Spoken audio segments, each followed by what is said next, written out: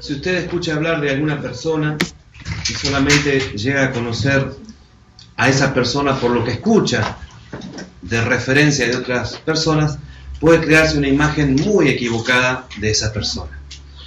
Si usted escuchara hablar de mí, por ejemplo, nunca me vio, y escuchara por alguna razón, se comenzara a imaginar cómo soy y nunca me vio, y a alguna persona le dijera, sí, es un muchacho bajo, rubio, que es muy deportista y que le gusta tocar la guitarra.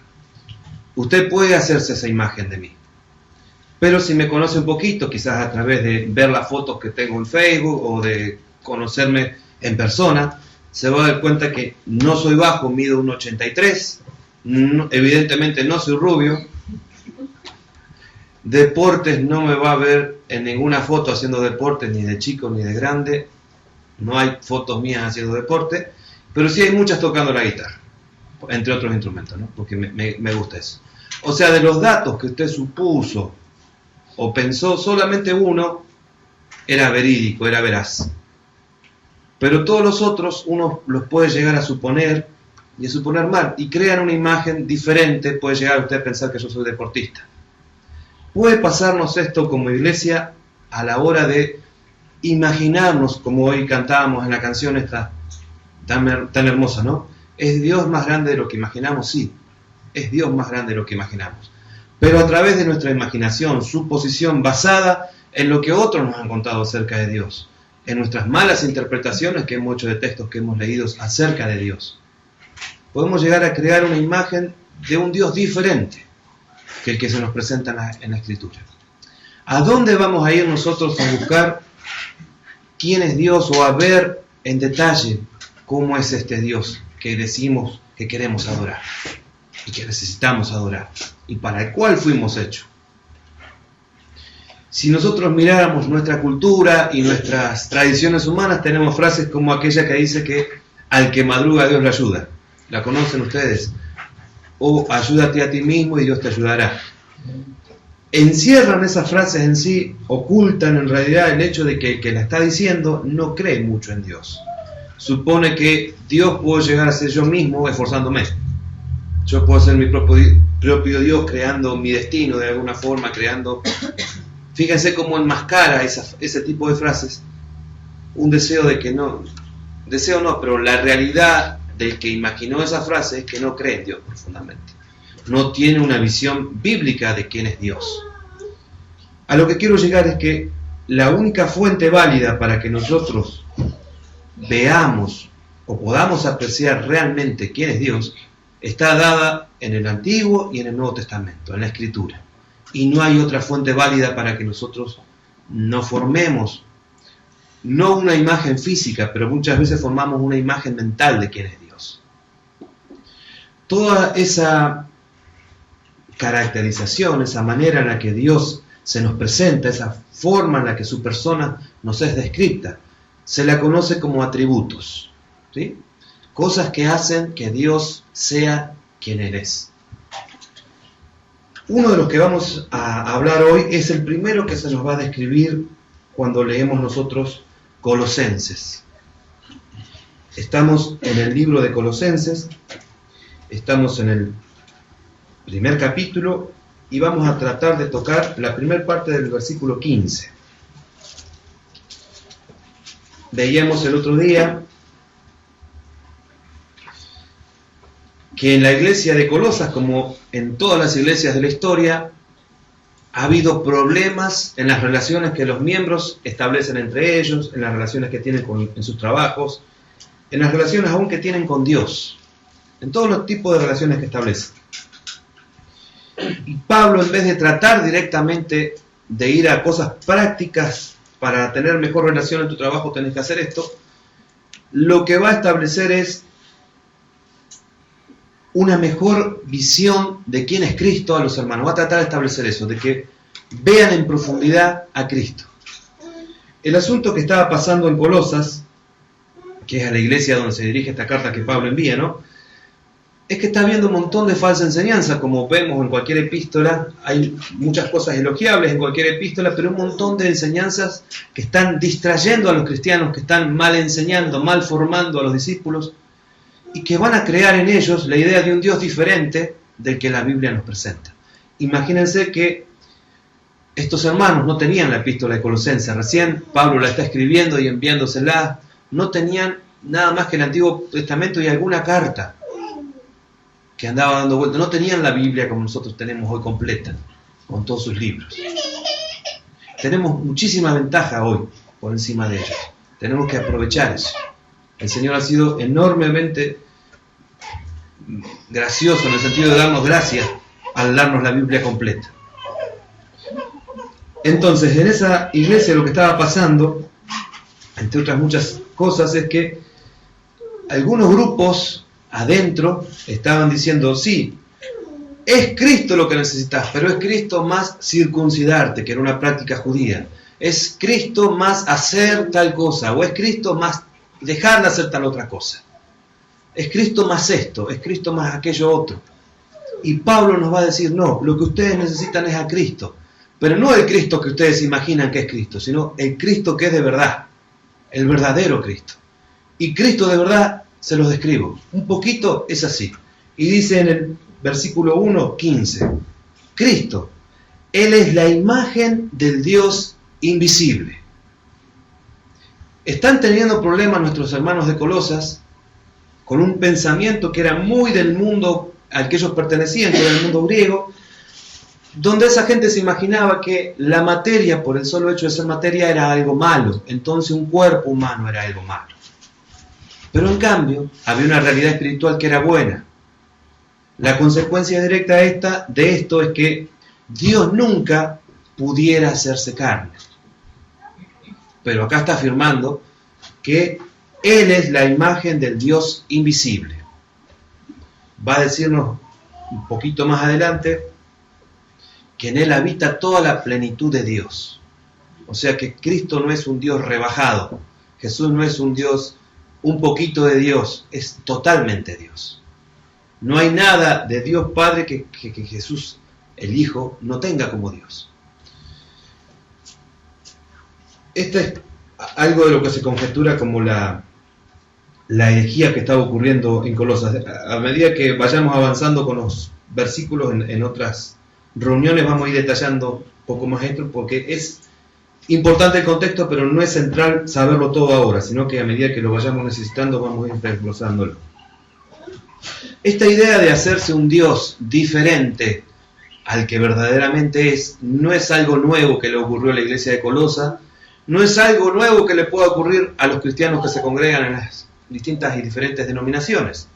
Si ustedes se imaginan por un momento aquella primera congregación que es rescatada de Egipto y va tras Moisés, van hasta un punto y Moisés es llamado por Dios porque Dios quería mostrarle algo para darle, para que él tuviera una ley para enseñar cómo Dios quería que su pueblo viviera.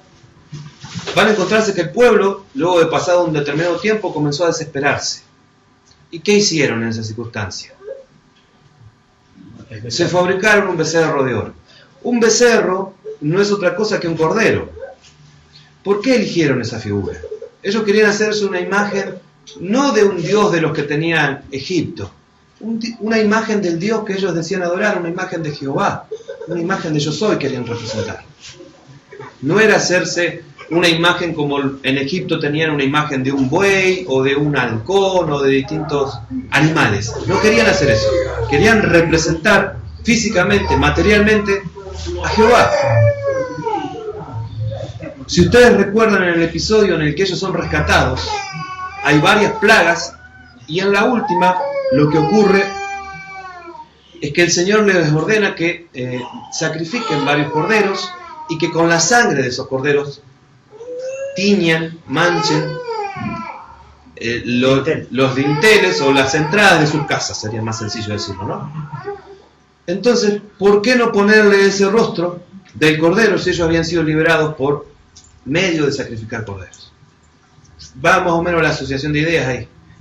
Entonces lo que ellos intentan en principio no es hacer algo malo, no querían volverse a adorar a dioses extraños, querían ponerle un rostro a Jehová. Pero una de las enseñanzas que va a darle a través de Moisés es que Dios no tiene rostro. Y es de lo que queremos hablar hoy. Dios es invisible, pero se va a hacer visible en Cristo. Es uno de los atributos que no tienen mucha popularidad. Es más conocido el atributo que habla del amor de Dios, la gracia de Dios, soberanía podemos hablar, o la eternidad de Dios, la soledad de Dios en el sentido de que Él no necesita a nadie ni nada, sino que Él es por sí mismo, la eternidad de Dios. Podríamos hablar de muchísimos atributos, de los cuales después habla Pablo, porque nos va a describir a Dios en esos términos, en términos de estas son las características que hacen de Dios Dios. Entonces, el primer punto que podríamos considerar es que Dios, hablo en términos generales, Dios Padre, Dios Hijo, Dios Espíritu, es Espíritu justamente. Esta es una enseñanza que nos deja Juan 4:24. Dios es Espíritu y los que adoran en espíritu y en verdad es necesario que adoren. Entonces esta primera enseñanza es que Dios no tiene un cuerpo físico. No tiene un cuerpo físico. Es incorpóreo, así le dice. Pero nosotros vemos que adquiere un cuerpo físico, ¿cuándo? Cuando encarna en el misterio ese enorme para nosotros que es la encarnación. Cuando Él se hace hombre. Cuando el Hijo se hace hombre. El Padre, al no tener un cuerpo físico, o Dios, podemos decir, al no tener un cuerpo físico, no está limitado en el tiempo, no está limitado en el espacio, puede habitarlo todo, puede estar en todo lugar a la vez. Él es omnipresente, ese es otro de sus características. Otro elemento es que, como nos dice 1 Timoteo 1:17, dice así 1 Timoteo 1:17, por tanto al Rey de los siglos, inmortal, invisible, al único y sabio Dios, sea honor y gloria por los siglos de los siglos. Amén. Dios no puede ser visto, es invisible. Este pasaje nos habla, como dice al principio, inmortal, es una definición de eterno. De eterno, y es otra forma de decir que Él no recibe vida de nadie, Él la tiene en sí mismo, la vida. Él es invisible, por lo tanto no hay un cuerpo físico que podamos ver. Son cosas que quizás parecen obvias, pero vamos a refrescarlas juntos, ¿sí? Es el único y sabio Dios, el único porque no existe nadie ni nada comparable a Él. Es incomparable. No hay nada que se pueda poner a la par de Dios y decir esto es parecido a Dios. Desarrollo eso en un momento. Va a haber otro pasaje donde habla de la invisibilidad de Dios, que entre otros muchos, hay unos 12 pasajes aproximadamente, pero uno es 1 Timoteo 6:13 al 16, donde dice: te mando delante de Dios que da vida a todas las cosas y de Jesucristo que dio testimonio de la buena profesión delante de Poncio Pilato, que guardes el mandamiento sin mácula, sin reprensión, hasta la aparición de nuestro Señor Jesucristo, la cual a su tiempo mostrará el bienaventurado y solo soberano Rey de Reyes y Señor de Señores, el único que tiene inmortalidad, que habita en luz inaccesible, a quien ninguno de los hombres ha visto ni puede ver, al cual sea la honra y el imperio sempiterno. Amén. Yo quisiera rescatar dos cositas de este pasaje. Dios habita en luz inaccesible. Ningún ser creado puede acceder a esa luz. Dios está en esa luz y Él ha permitido mostrar algunos aspectos desde Él mismo a nosotros, pero nadie puede penetrar y conocer a Dios completamente como Él es Dios. No hay forma. Se escapa todo lo... El ángel más capaz tampoco va a poder hacer esto. Dios está por encima de todo. Y el otro aspecto es que ningún hombre ha visto ni puede ver a Dios. Y ahí aparece siempre el hermano. Pero ¿cómo? Si habló con Moisés cara a cara. ¿Lo conocen a ese hermano? Yo sí lo conozco. Va a decir así, ¿no? Cualquiera de nosotros nos estaremos preguntando en este momento, pero ¿cómo? Si en tantos pasajes dice que habló cara a cara con Dios, con Moisés. Bueno, vamos a ver. En un momentito, téngame paciencia, ya lo vamos a detallar. Y hay otro pasaje que tenemos que tener en cuenta, otra idea. Hasta ahora vamos viendo que Dios no tiene un cuerpo físico porque es espíritu, que es invisible, no puede ser visto. Y hay un tercer aspecto que es el que nos relata Hechos 17:29, donde dice: siendo pues linaje de Dios, no debemos pensar que la divinidad sea semejante a oro, a plata, a piedra, a escultura de arte y de imaginación de hombres. Era lo que cantábamos hace un ratito, ¿no? Ni siquiera podemos llegar a imaginarnos cómo es Dios, porque cualquier imaginación que nosotros nos hagamos de Dios no le hace justicia a Dios, no está a la altura de quién es Dios. Es idolátrico el solo pretender que mi imaginación va a poder reflejar de alguna manera cómo es Dios. Tengo que tener claro eso. La persona que logre imaginar de la forma más profunda no deja de ser un hombre y no deja de ser criatura, y jamás va a poder imaginar completamente al Creador. No hay manera. ¿Cómo accedo a Dios? ¿Cómo conozco a Dios? Dios se revela a mí. Dios se muestra. Yo no puedo verlo. No hay forma. Mis sentidos captan solo un reflejo de Dios. Vemos la gloria de Dios, dice los Salmos, ¿no? Que lo que cuenta de la gloria de Dios son las cosas creadas, pero no es la gloria de Dios directamente, es un reflejo de la gloria de Dios. Estamos viendo como por espejo, va a decir Pablo, conociendo de Dios como por espejo. En la antigüedad, para no mirar directamente al sol, se hacían unos espejos de bronce. Se miraba el espejo porque el sol enceguecía y no podíamos estudiar el sol. Siempre hubo personas que se dedicaron a estudiar las estrellas, no astrólogos, sino astrónomos, o el principio de la astronomía al menos. Y como si usted intenta mirar el sol se va a quedar ciego, no va a poder ver los detalles. Sí puede en algo que no lo refleje absolutamente, sino que lo refleje en parte, que refleje algunos aspectos. Y eso hacían estos espejos. No eran espejos como los que nosotros conocemos, que reflejan tal cual es lo que el objeto a reflejar, sino que el bronce, ustedes imagínense, no refleja solo algo. Así es la creación, refleja algo de la gloria de Dios, pero Dios es más y mucho más majestuoso que lo que la creación es. Entonces, hay pasajes donde dice, y Dios se muestra de distintas maneras. Ya lo vamos a ver en un momento. ¿Qué dice este pasaje que leíamos? Que la divinidad no puede ser representada, no debiera ser representada, o no debiéramos intentar representarlo desde ninguna forma creada, ni por manos humanas, ni por imaginación de hombre, ni nada de eso.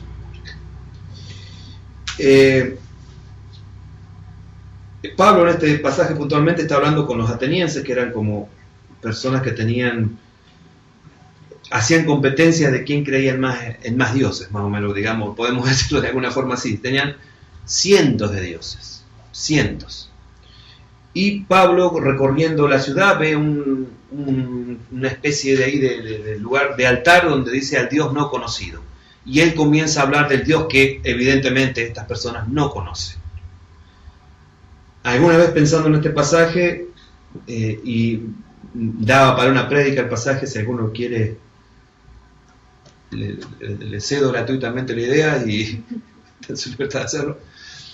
¿Cuántas veces podemos nosotros mismos vernos congregados ofreciendo adoración o creyendo ofrecer adoración a un Dios que no conocemos? Por eso es importante conocerlo, pero no como yo supongo debe ser Dios, como me imagino que debe ser Dios, como creo que puede llegar a ser Dios. No desde otra referencia que no sea la autoridad de la palabra. Solo la propia palabra, que es la revelación que Dios hace de sí mismo, nos define correctamente a Dios. Cualquier otro intento de reflejar a Dios, cómo es Dios, o cómo obra Dios, o cómo haría las cosas de Dios, es caricaturizar a Dios, es ridiculizarlo de alguna forma, porque no termina siendo Dios. No es Dios. Solamente es Dios el que nos refleja la palabra. Va a decir en Deuteronomio 4, 11, 12, y os acercasteis, y Dios le está hablando al pueblo, ¿no? Y os acercasteis y os pusisteis al pie del monte, y el monte ardía en fuego, hasta en medio de los cielos, con tinieblas, nube y oscuridad. Y habló Jehová con vosotros en medio del fuego. oísteis la voz de sus palabras, mas, a excepción de oír la voz, ninguna figura visteis. Dios nunca se ha presentado como figura, así que se pueda ver por completo, a excepción del Cristo que nos ha mostrado al Padre, nos ha revelado de la mejor manera posible al Padre. Después vamos a ver que esto que es crearnos una imagen equivocada de Dios, que es la idolatría, va a tener consecuencias. Pero quisiera hablar de esto. Hay 3 formas en las que Dios se ha revelado a los hombres. De alguna forma, si tomamos en cuenta esos pasajes en los que se menciona que Dios de alguna manera ha dejado ver algo de Él. La primera se conocen como teofanías. Las teofanías son apariciones de Dios, pero por ejemplo acá el monte humeando, la zarza ardiente, la columna de fuego o el torbellino desde el cual le habla Job, el silbo apacible desde el cual le habla Ezequiel, y montones de otras imágenes elementos de la creación desde los cuales habla a las personas cuando quiere comunicarles algo específicamente, pero que evidentemente una nube o una zarza no son Dios. Son elementos desde los cuales Él habló, comunicó, pero no son Dios. La idolatría es después hacer una forma de una nube o una forma de una zarza y comenzar a adorar eso. Eso va a ser idolatría. Pero Dios, en su gracia, se va a revelar a través de eso, de teofanías, manifestaciones que Él hace de su persona a través de elementos físicos, elementos que Él creó.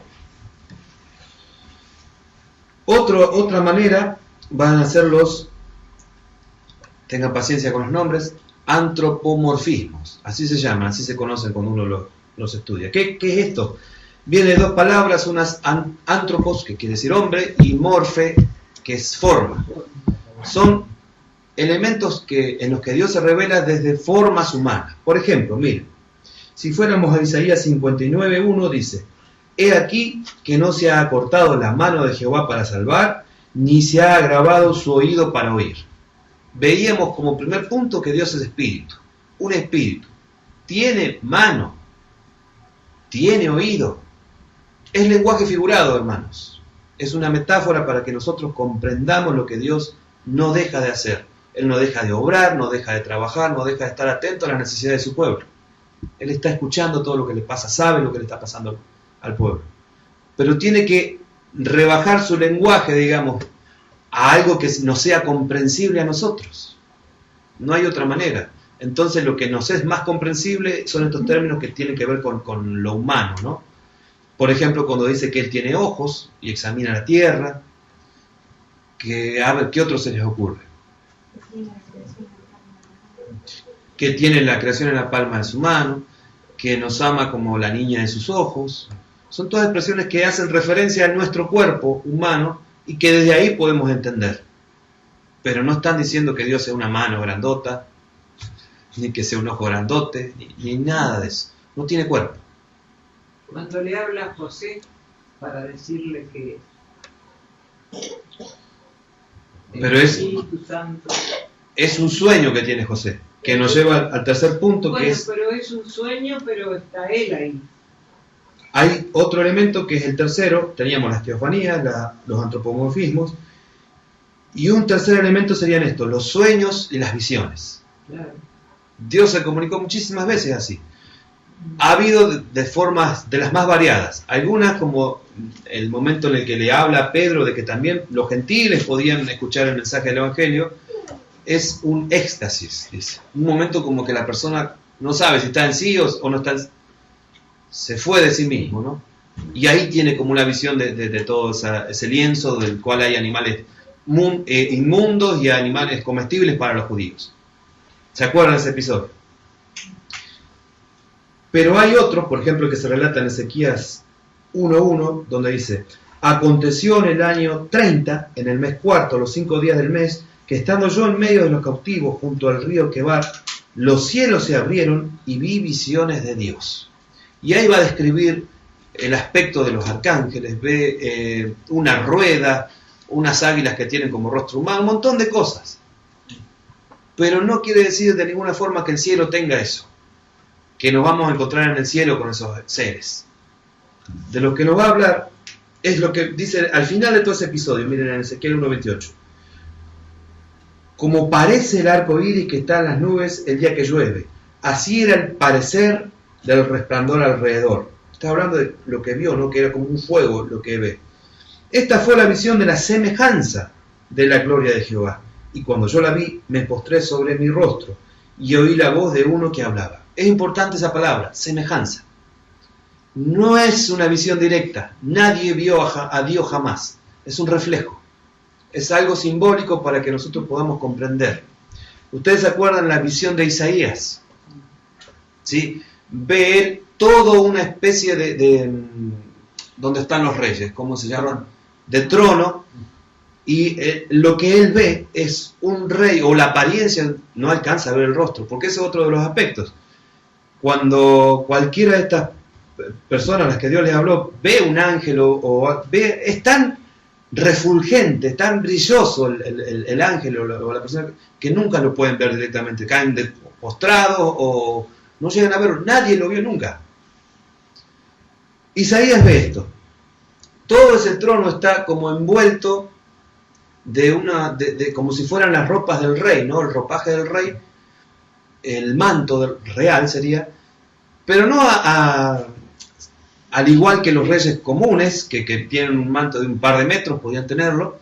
En esa época el manto simbolizaba, entre más poder tenías, más largo era tu manto, por así decirlo de alguna forma. El manto que ve de este rey impresionante, como que no tiene fin, es enormemente inmenso. Pero tenemos que entender que la revelación que Dios hace en cada época también tiene que ver con lo que está sucediendo en el pueblo. No son revelaciones al azar, Dios se muestra porque sí ahora. Había un rey en esa época que se llamaba Usías, y este hombre, Usías, a la gloria de Dios la había traspasado, había hecho un desastre, había contaminado toda la casa de Dios, había ofrecido sacrificios extraños, había hecho todo lo aborrecible, la gloria de Dios no estaba ya con Israel. Pero a pesar de que humanamente se estaba viendo eso, se estaba viviendo esa época donde la presencia de Dios no estaba con ellos, Dios se comunica con Isaías y le dice, yo sigo siendo glorioso, yo sigo siendo majestuoso. Y ese manto que no tiene fin, prácticamente largo, refleja su santidad. También hacernos una imagen incorrecta de Dios atenta contra la santidad de Dios. Porque Dios no es comparable a nada. Una de las herramientas que nosotros usamos para entender las cosas es la comparación. Es una herramienta del pensamiento. Nosotros comparando en las cosas más elementales. Si quisiéramos comprarnos un pantalón, vamos a hablar de comprarnos un pantalón. ¿Qué hacemos? Yo que soy medio complicado, me llevaría el mío y mediría con el otro a ver si es parecido, compararía, pondría uno al lado del otro a ver si me está quedando corto pongo el otro, o lo mido, que es también una forma de comparar, llevo esa medida y, este tiene 1,30 m y necesito uno que tenga 1,35 m. O comparamos todo el tiempo, tal persona habla más rápido que la otra, se le entiende más al otro, aquel tiene la voz más grave, aquel corre más ligero que el otro. Estamos todo el tiempo comparando. Y siempre tratamos de usar, o la usamos mucho esa herramienta para entender. Pero cuando hablamos de Dios, ¿con qué lo comparamos? Se terminó nuestra herramienta. Y por eso, algo que usamos todo el tiempo, en relación con Dios, no lo podemos usar. No hay forma de poner algo al lado de Dios y decir, sí, mira, se parece a esto. No se parece a nada a Dios. No hay nada comparable a nuestro Dios. Y eso nos dificulta el entendimiento de Dios. No tenemos un lugar desde nuestro entendimiento para acceder a Dios. No hay forma. Dios sobrepasa todo, hasta la imaginación.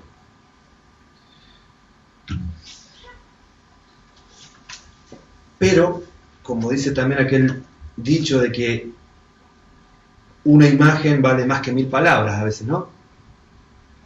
Hay alguien que nos refleja al Padre completamente. Y es lo que nos está diciendo acá el pasaje ¿no?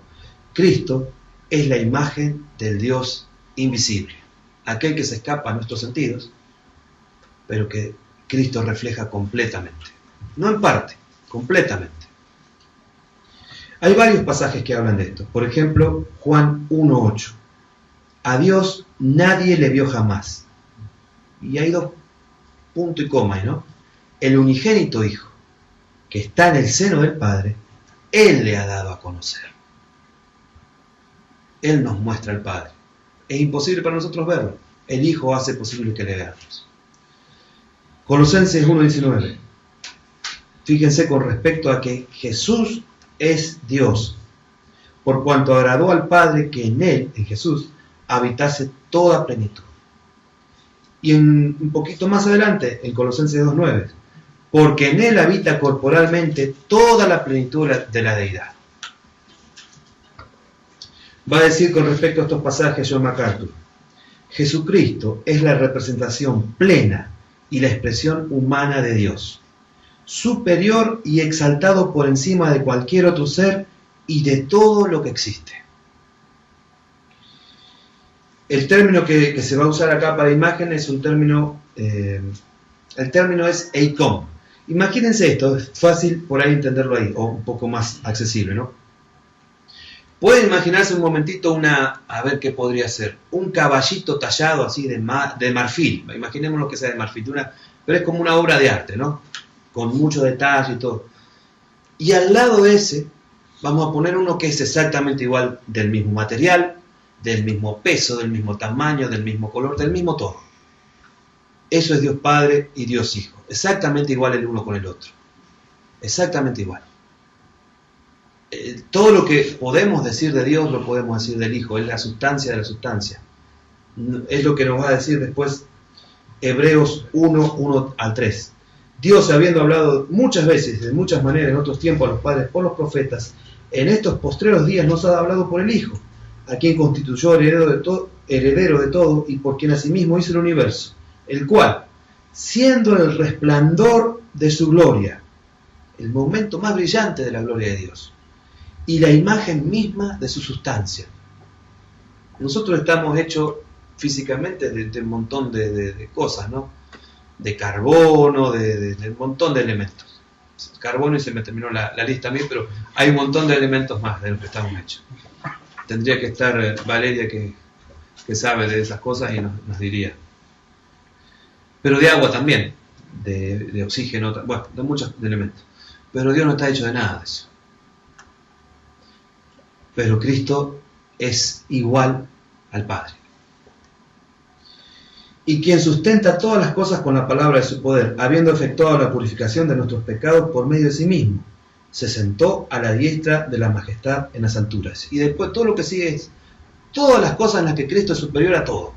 A los ángeles, a los pactos que se han hecho, a todo. Al templo. Jesús va a decir de sí mismo, Él que es el resplandor de su gloria. El resplandor es el momento donde más brilla algo. Eso es Él. Jesús va a decir en Juan que Él es ¿qué? La luz. Yo soy la luz del mundo. También lo afirma en 1 Juan acerca del Padre. Dios es luz. Fíjense cómo los dos, que son uno, son luz. Y llego a este punto.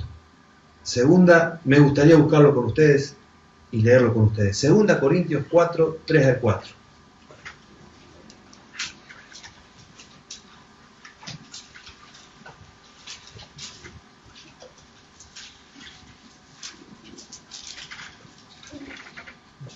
Segunda Corintios 4, 3-4, donde dice: pero si nuestro evangelio está aún encubierto, entre los que se pierden está encubierto, en los cuales el Dios de este siglo cegó el entendimiento de los incrédulos, para que no les resplandezca la luz del evangelio de la gloria de Cristo, el cual es la imagen de Dios.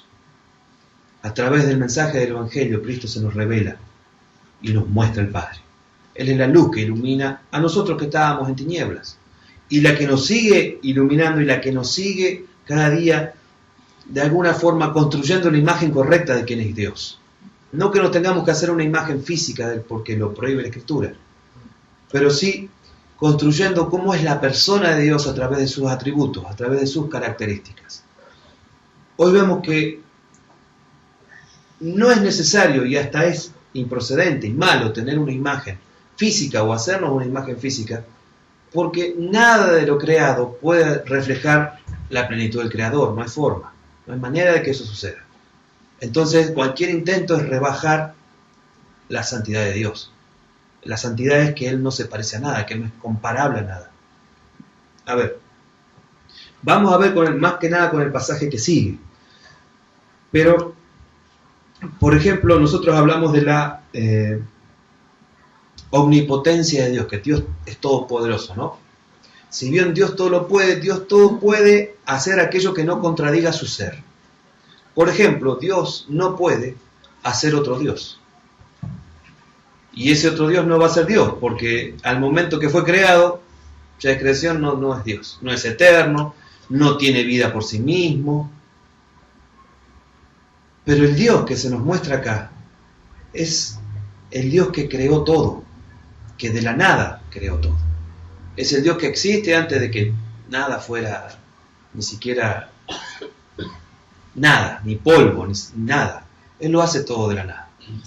¿Por qué nos sirve a nosotros tener en claro este tipo de cosas? Porque como nunca nuestra fe va a ser atacada en estas cuestiones.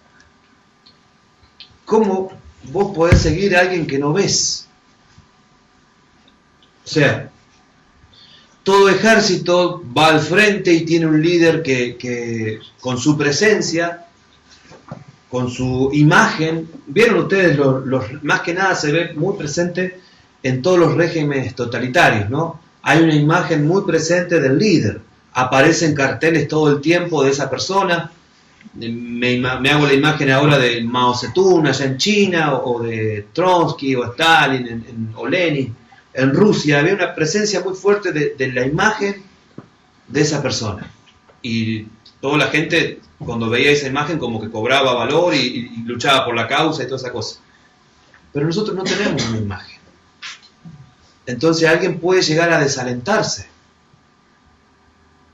Este es nuestro desafío, hermanos, el que nos habla 11 al 27 de Hebreos con referencia a Moisés. Por la fe Moisés salió de Egipto sin temer la ira del rey, porque se mantuvo firme, como viendo al invisible. A eso nos llama el Señor, hermanos.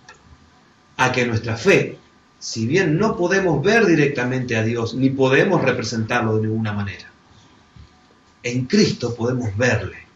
En Cristo estamos manteniéndonos firmes, como viendo al invisible. Hay tantos aspectos que nos va a revelar Corintios no, Colosenses, toda la Biblia en realidad, pero Colosenses, acerca de cómo es nuestro Dios. Vuelvo al texto. Él es la imagen del Dios invisible. Ese que no podemos ver, nos es revelado en su totalidad en Cristo. Que nosotros no podamos acceder a esa totalidad es otra cosa. Ustedes recuerdan esa teofanía donde están Juan, Pedro y Andrés, creo, y el Señor por un momento, lo decíamos el otro día también, se quita un poquito ese ropaje humano y ven un poquito de la gloria. No hay ojo humano que pueda contemplar directamente a Dios. Es lo que nos va a decir. Moisés quiere esto, ¿no? Ese es el famoso pasaje de las espaldas de Dios, ¿no? Moisés dice, si vos querés que yo haga tal cosa, bueno, está bien, pero si vos no vas conmigo, yo no hago nada, no voy a desarrollar ningún ministerio, no puedo hacer nada sin vos. Hasta ahí está bien. Pero después le pide algo, pero en señal de que vas conmigo, quiero ver tu rostro. Y Dios le dice, no hay nadie que pueda ver mi rostro y que viva, pero hace algo, le muestra un poquito de él. Un poquito. Quizás hoy pudimos ver un poquito, pero ese poquito es para que avancemos, para que nuestra fe crezca, para que pueda sostenerse nuestra fe como viendo el invisible. Creo que como nosotros decimos Tomás, pero a todos los discípulos, en algún momento de nuestro peregrinar, pueden presentarse dudas acerca de este a quien seguimos. ¿Por qué me sucede esto a mí y Dios no hace nada para frenar esto que me está pasando. Job se hizo esa pregunta tantas veces, ¿no?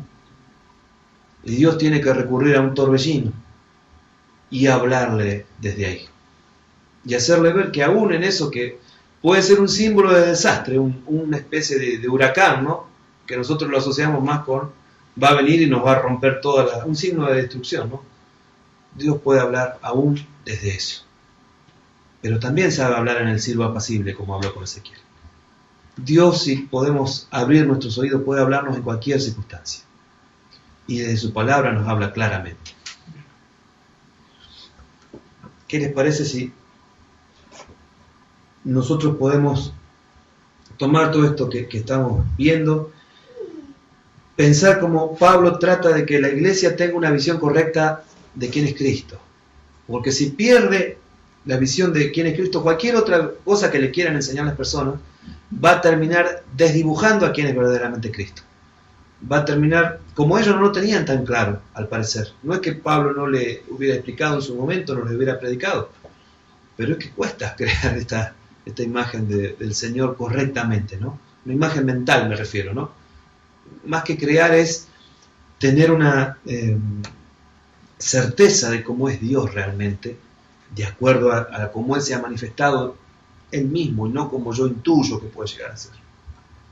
Sé que fui muy redundante, pero es un poquito complejo explicar estos aspectos. Les decía, si podemos revisar cómo estamos creyendo nosotros, qué aspectos creemos que Dios es de tal forma, y qué dice la Biblia, revisemos esos aspectos.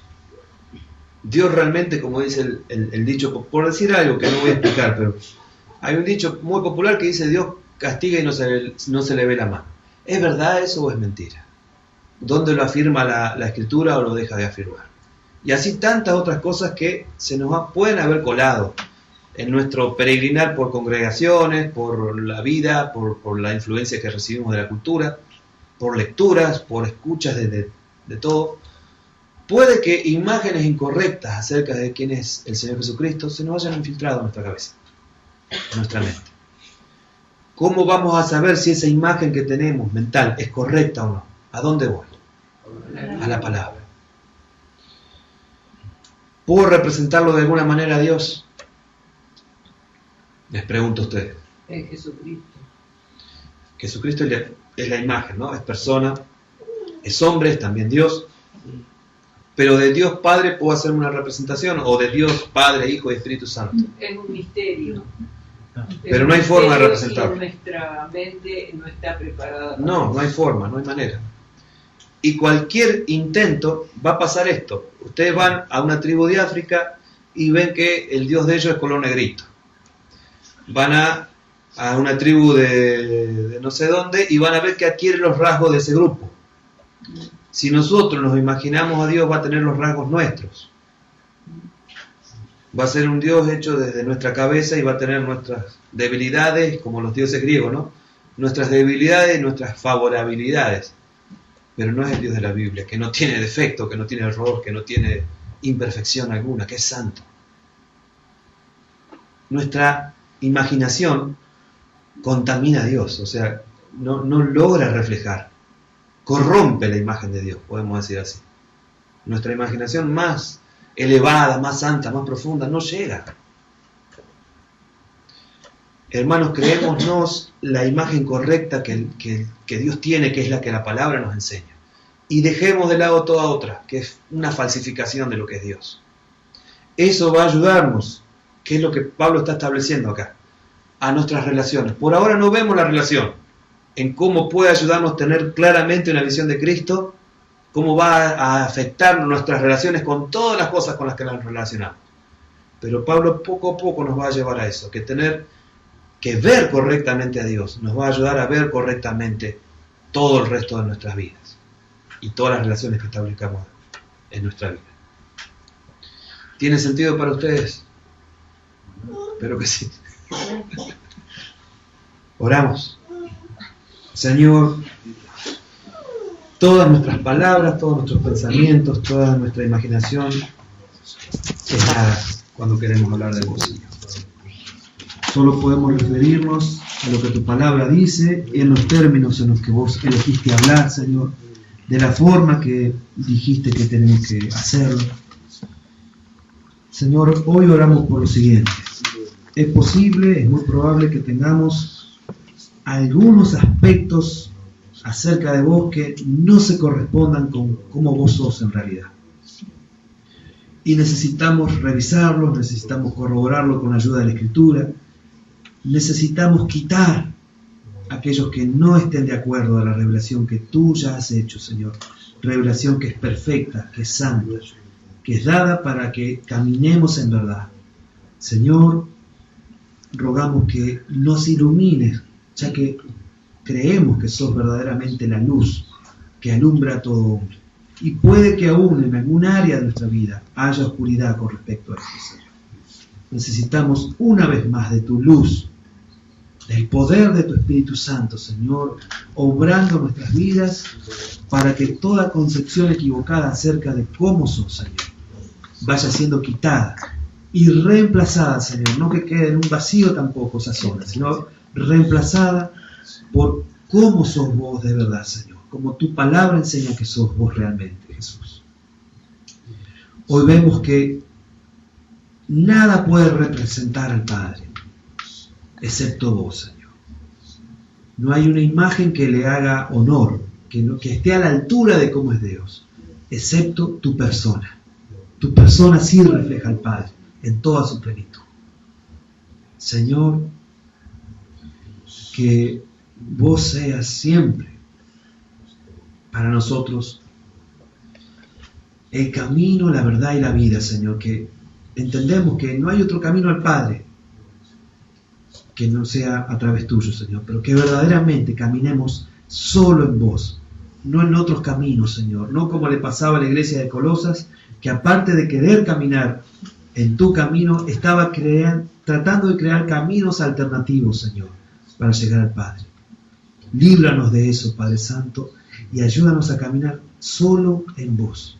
Solo a través de vos caminamos hacia el Padre, Señor. Ayúdanos, Señor, a tener nuestra vista fija en vos, que nuestra fe sea fortalecida en este proceso, Señor. Ayúdanos, Señor. Gracias te damos. Amén.